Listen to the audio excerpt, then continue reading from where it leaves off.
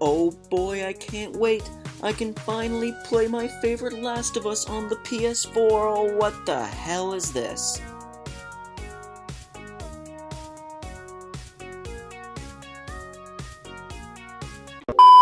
In case you haven't been paying much attention to what's been going on in the gaming world recently, there is this new phenomenon that game companies are experimenting with, and it's at the expense of players' pockets.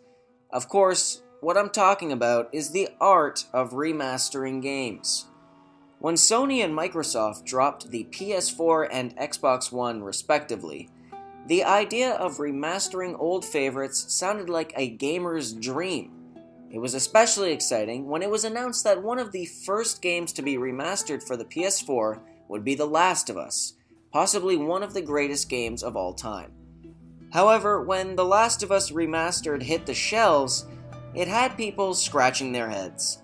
People said, this is really not at all different to the game that came out for the PS4 not 1 year prior. It was with that release and the release of many more remastered games like Assassin's Creed the Ezio Collection and the Nathan Drake Collection that fans suddenly realized that remastered games in fact weren't worth it. Now, what sucks about this is that people like me, aka suckers, will go out and purchase a remastered version of a game they really like, and although, yes, it is ridiculous that someone should pay $80 for a recolored version of a game they've already spent $80 on, I think there are definitely some important factors that could make a remastered game a positive purchase. I believe the most important factor that goes into a remastered release is just that, the release. Like the Nathan Drake Collection and the remastered Ezio Collection, although there were next to no graphical updates and zero gameplay changes, in fact, the Nathan Drake Collection took out multiplayer from the previous Uncharted games, which is like, what are you guys thinking? Their timing couldn't have been better in my opinion.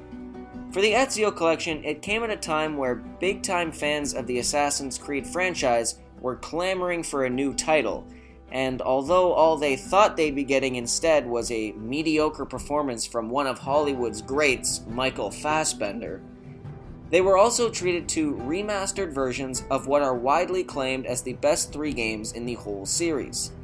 It gave the fans something to play in the absence of a new game. Similarly with the Nathan Drake Collection, with an Uncharted 4 release that had been delayed not once, not twice, but 3 times, fans were becoming impatient.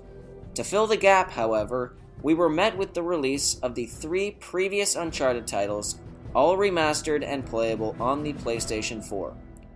It also let fans catch themselves up on the story up until that point.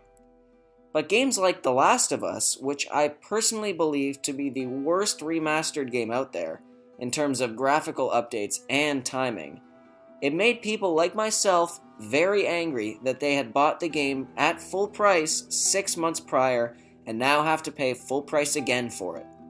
Why didn't they just wait 6 months for the release of the PS4 and have it as a launch title? Could have actually been a good launch title, unlike the promised Order 1886. So it seems that we are at a stage where companies will remaster games just to make some extra bucks. And although really none of these remastered games are worth it, unless it is your first time playing them, I have thought of a way we can make everyone happy.